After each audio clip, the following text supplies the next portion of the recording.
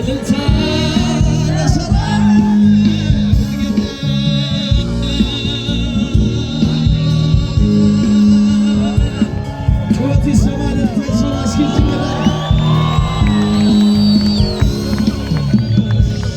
ኢየሱስ ጌታ ነው።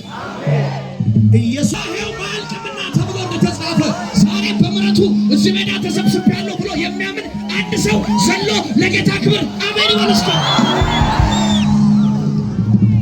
አንድ ጊዜ ስለ ቸርነቱ ስለ ምሕረቱ ድብልቅልቅ ያለ ጩኸትና እልልታ ልስማ።